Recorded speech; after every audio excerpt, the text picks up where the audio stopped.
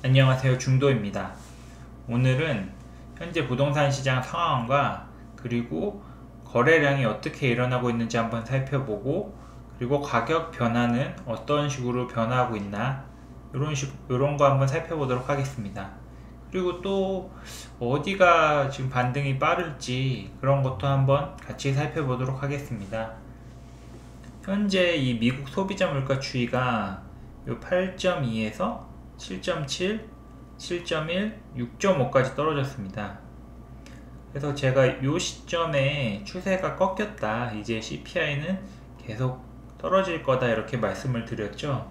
근데 이게 이제 하나 아셔야 될 게 23년 3월에 이 CPI 지수는 완전 대폭락할 겁니다. 왜냐면 22년 2월 말에 러시아 우크라이나 전쟁이 일어났잖아요. 그래서 3월에 유가와 천연가스가 폭등을 했습니다. 근데 이게 YOY로 계산하기 때문에 23년 3월에는 CPI 지수가 폭락할 수밖에 없습니다. 미국 소비자 물가 추이 때문에 지금 미국이 금리 인상을 하는 거거든요. 그래서 이게 지금 꺾이니까 이제 급격한 금리 인상은 없다, 이렇게 말씀드릴 수 있겠습니다. 이게 그리고 한국 기준금리 추이인데, 이 기준금리가 3.5로 올랐잖아요, 최근에. 근데 요거를 보시면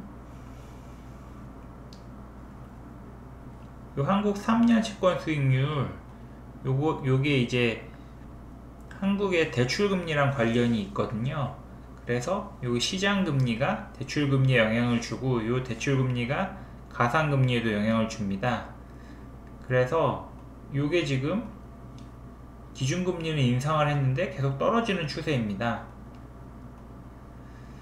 이게 굉장히 긍정적인 효과고, 그래서 현재 주택담보대출, 전세자금대출, 신용대출 다 떨어지고 있습니다.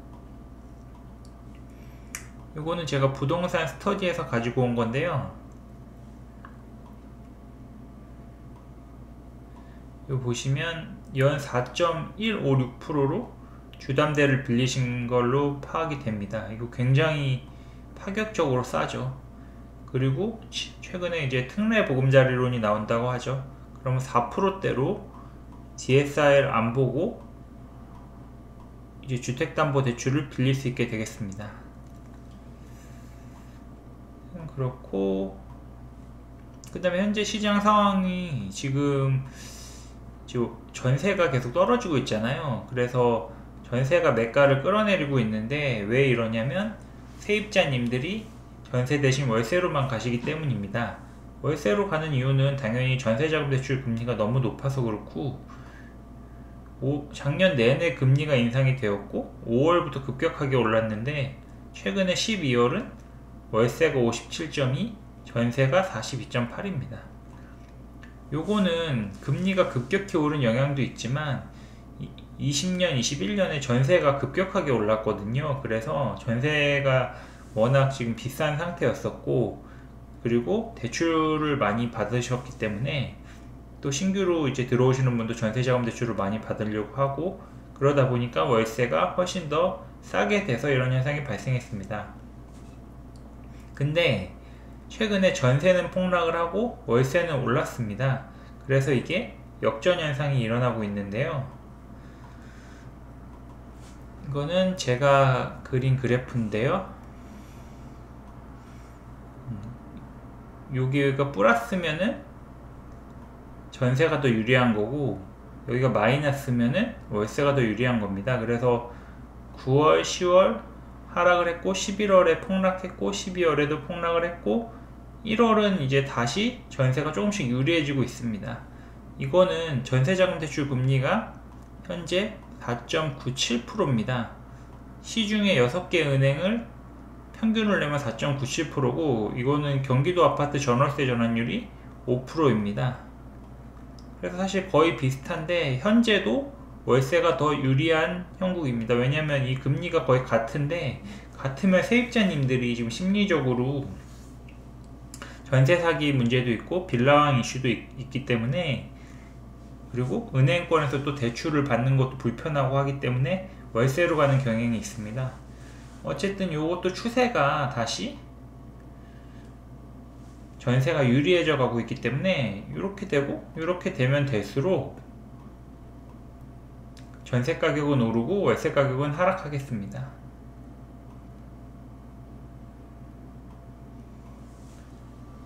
그리고 다른 걸 보죠. 요거는 거래량입니다. 요게 이제 연도별 거래량인데 22년에 거래량이 거의 폭망 수준이죠. 뭐 사실은 21년 거래량도 폭망 수준인데 22년은 암울할 정도로 적습니다. 이래서 지금 정부에서 여러가지 대책을 많이 내놓고 있잖아요. 그래서 이제 밑에를 또 보시면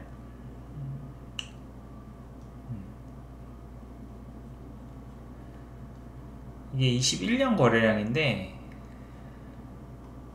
21년 여기서 하나 보셔야 될 게 9월부터 거래가 급격히 적어졌습니다.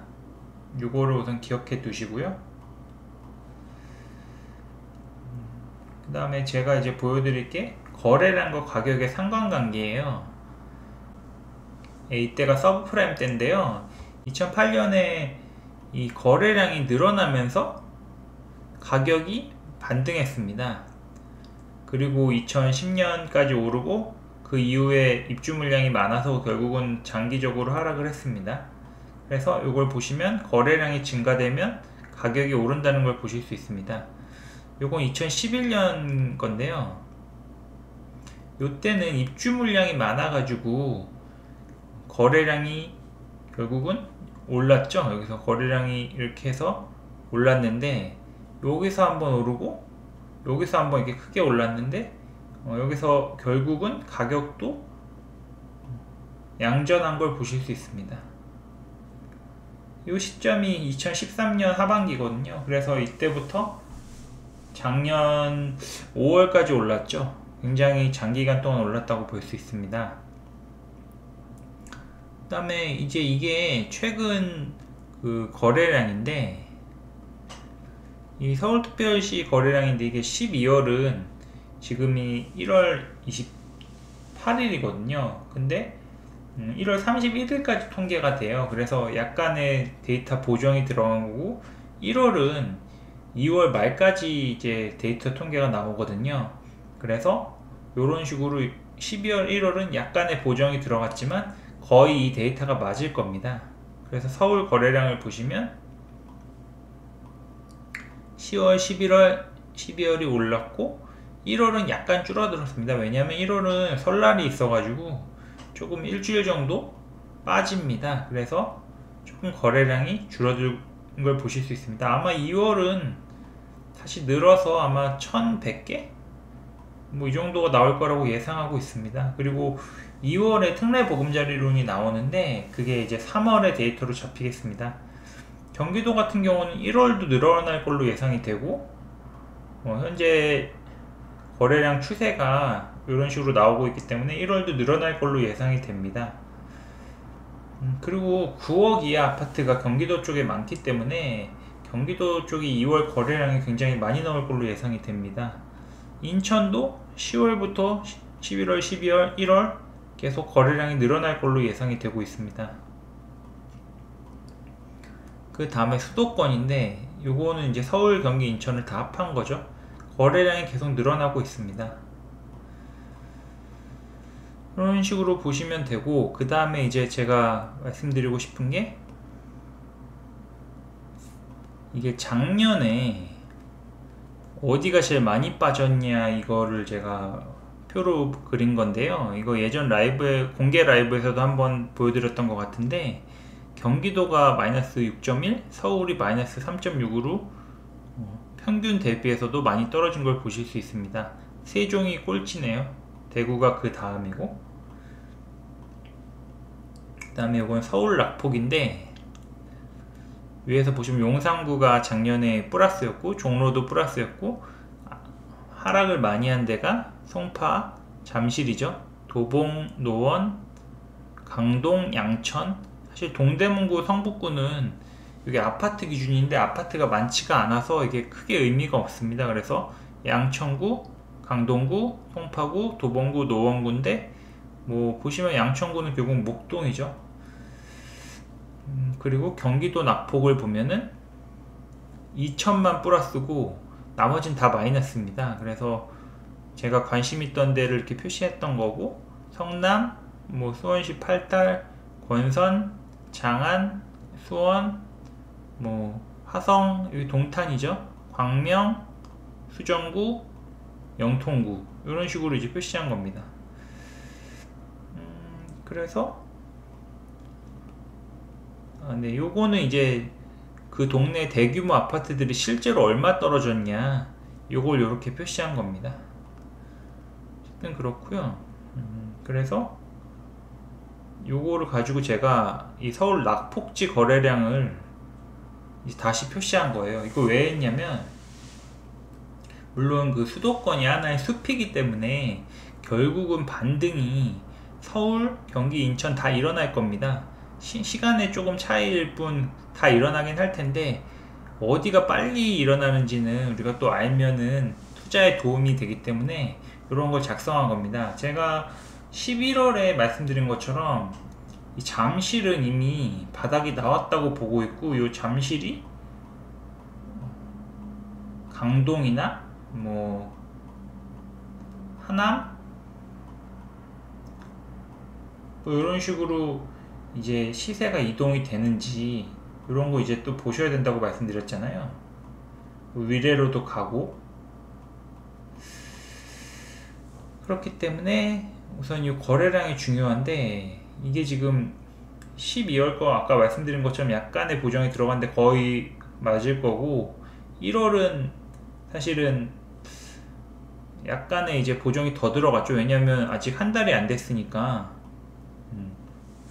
2월 말까지 봐야지 1월 거래량을 알 수 있기 때문에. 그런데 또 어느 정도 보수적으로 했기 때문에 맞을 겁니다.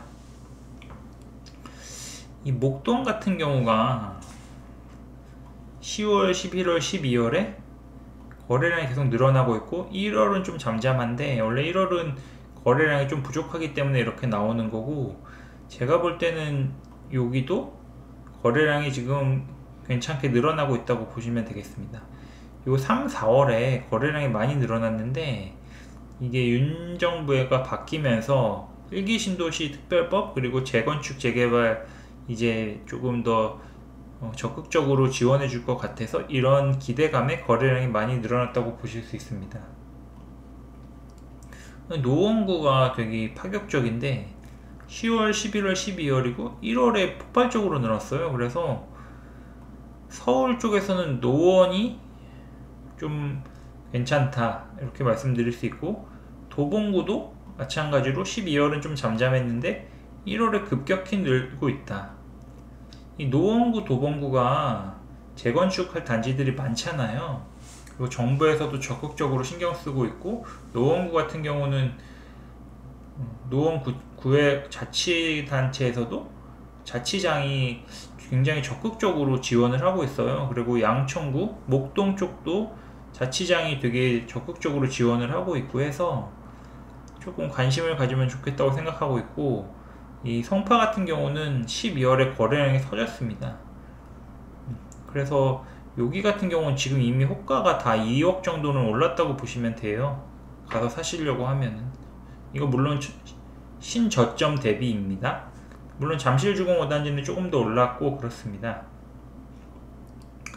강동구 같은 경우가 이제 잠실 가서 살려고 하니까 이미 다 내가 원하는 신저가는 없으니까 이제 강동으로 넘어갔어요. 그래서 강동의 거래량이 12월에 굉장히 많이 나왔고 1월도 역시 많이 나올 예정입니다.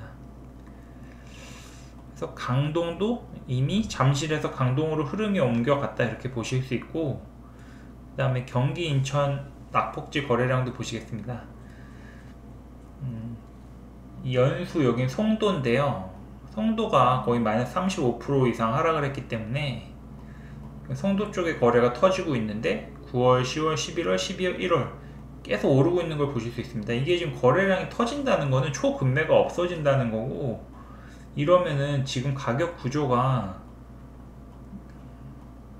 이렇게 돼 있거든요. 그래서 이게 거래가 되면은 새로운 매수자가 와서 얘한테 이 가격에 떨어뜨려 달라 그래요. 이 가격에 사겠다 이러면 얘는 안 팔아 이러고 다시 올리는 사람이 있거든요.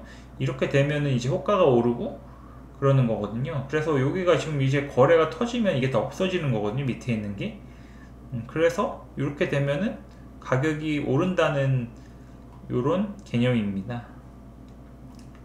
그리고 화성은 이제 동탄이 들어있죠. 동탄 같은 경우가 지금 거래량이 폭등하고 있는데, 그래서 지금 경기도 쪽은 우선 동탄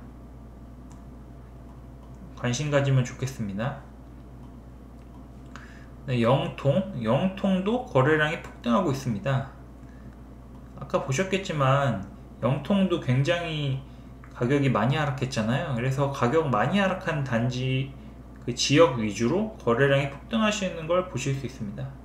이 권선도 역시 거래량이 그래프가 예쁘게 늘어나고 있습니다.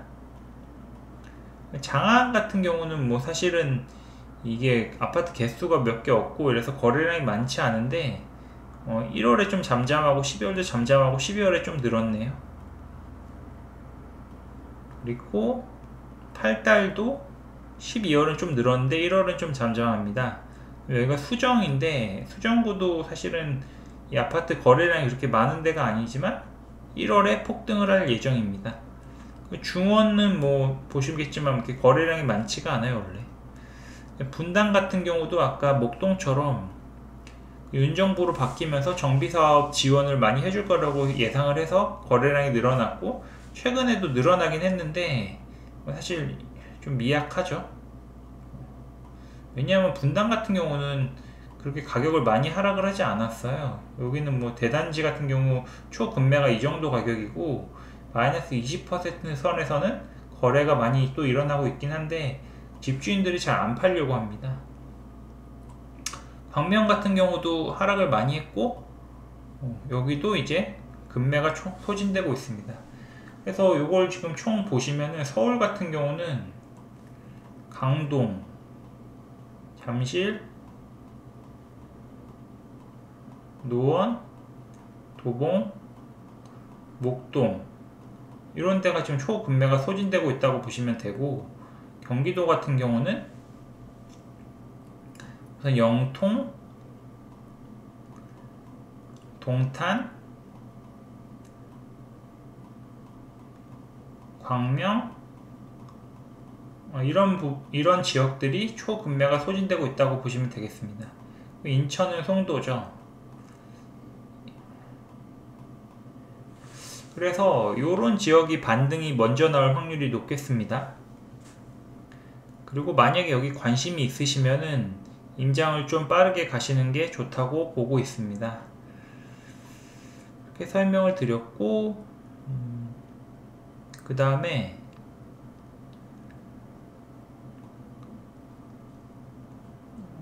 전세 가격이 아까 전세와 지금 월세가 가격 역전이 일어나고 있다고 말씀드렸잖아요. 왜냐면 전세 가격이 많이 떨어졌고 전세자금 대출 금리가 떨어졌기 때문에 전월세 전환율이 더 높아져서 이제 세입자님들이 전세로 많이 가주실 거다 이렇게 말씀드렸는데요.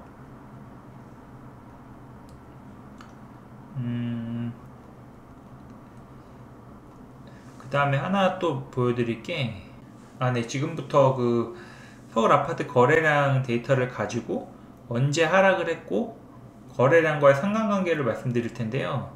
2008년, 10년, 11년, 12년 하락을 했고 19년도 하락을 했고 22년도 하락을 했습니다. 근데 이걸 보시면 아시겠지만 거래량이 많았는데 하락을 한 시기는 2019년 뿐이 없어요. 2019년을 보시면은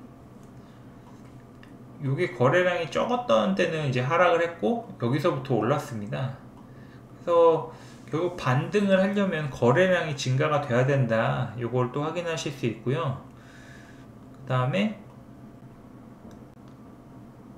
다음에 요거는 지금 2006년부터 2022년까지의 거래량인데 보시면은 2021년에 요때 9월부터 거래량이 확 줄었잖아요. 그럼 요게 2년 뒤가 23년이잖아요. 23년 9월은 이제 다주택자가 별로 없는 거예요. 거래량이 별로 없었으니까. 그래서 임대차 가격이 오를 확률이 높습니다. 그래서 요것 또한 전세 가격을 올릴 수 있는 증폭이 될 거고요. 그리고 많은 사람들이 지금 강남에 대규모 입주 걱정을 하는데, 대표적으로 개포자의 프레지던스가 있잖아요. 개포 4차가 있는데 여기도 84 기준으로 전세가 9억 저점에서 이미 11억 5천까지 오른 상태입니다. 그리고 강남권은 이미 전세 가격이 다 안정화가 어느 정도 되었어요. 그래서 그것도 딱히 걱정할 필요가 없습니다, 여러분들은. 그래서 요거는 이제 서울 부동산 바닥 다지기 ING라고 오늘 제가 글을 하나 썼는데요. 이게 한국부동산원에서 데이터를 오늘 냈더라고요, 보라고. 그래서 보니까 수도권 서울, 경기, 인천을 보시면 여기 좀 보기 힘들어서 밑에 써놨습니다. 서울은 매주 낙폭이 줄고 있습니다. 근데 이것도 보시면은 이 경기 같은 경우는 0.99, 0.86, 0.72, 0.71, 0.599, 인천은 마이너스 1.18, 0.99, 0.73, 0.66, 0.44. 그래서 지금 서울이 조금 더 빠릅니다. 이게 규제를 완화하니까 서울로 돈이 쏠리면서 이런 현상이 일어나고 있습니다. 어쨌든 수도권도 전체적으로 보시면 낙폭이 줄고 있고, 여기 파란색이 매매 가격 지수인데 매매 가격 변동률이거든요. 이 변동률인데 점점 줄어들고 있습니다. 전국도 역시 줄어가고 있습니다. 그리고 이제 그 최상급지 세 군데만 보시면 되는데 여기가 시세 바로미터이기 때문입니다. 서초, 강남, 용산입니다. 용산 같은 경우 0.92에서 0.29까지 계속 줄어들고 있고, 서초도 0.55에서 0.06으로 확 줄어들었네요. 그리고 강남도 0.44에서 0.11로 줄어들고 있습니다. 이런 식으로 최상급지부터 지금 가격 흐름이 감지되고 있다, 바닥이 어느 정도 확인이 되고 있다, 이렇게 말씀드릴 수 있겠습니다. 그래서 여러분들이 하셔야 될 건 복덕방을 갈 시기입니다. 그럼 오늘도 들어주셔서 감사합니다.